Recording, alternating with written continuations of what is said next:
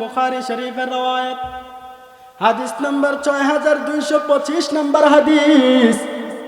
আল্লাহর নবী বলেন, মাইয়াজলি মা বাইনা লাহইহি ওয়া মা বাইনা রিজলাইহি আজমান লাহুল জান্নাহ। আল্লাহর নবী বলেন, তোমরা যদি বান্দা জান্নাতের অংশীদার হতে চাও তাহলে দুইটা জিনিসের জিম্মাদার হয়ে যাও। এক নাম্বার জিনিস হলো, তোমরা তোমাদের জবানের যদি হেফাজত করতে পারো তাহলে আমি নবী ওয়াদা করলাম তোমাদেরকে জান্নাতে নেওয়ার জিম্মাদার হয়ে যাব।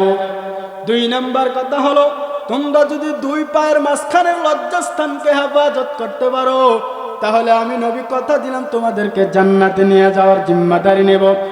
এখানে যে জবানের কথাটা বললেন, এই জবানের মাঝখানে দুইটা কথা রয়ে গেছে। এক নাম্বার কথা হলো, আমরা যে জবানটাকে হেফাজত করব, কিভাবে হেফাজত করব?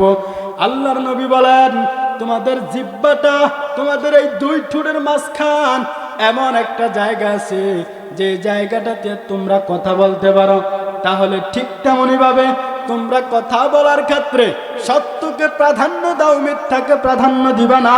তোমরা জবান দিয়ে কারো ব্যাপারে মন্তব্য করবা না, তোমরা জবান দিয়ে কাউকে গালি দিবা না, জবান দিয়ে তোমরা মিথ্যা বলবা না, জবান দিয়ে তোমরা কারো গীবত শিকায়ত করবা না।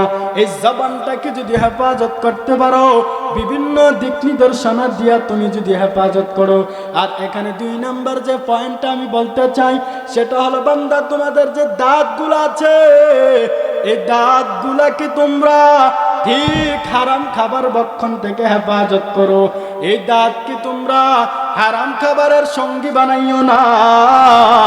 এই দাঁত দিয়া তোমরা হারাম কোনো জিনিস ভক্ষণ করবা না, কারণ যদি ভক্ষণ করো তাহলে তোমাদের জবান হেফাজত হলো না। আর এই জবান হেফাজত না হলে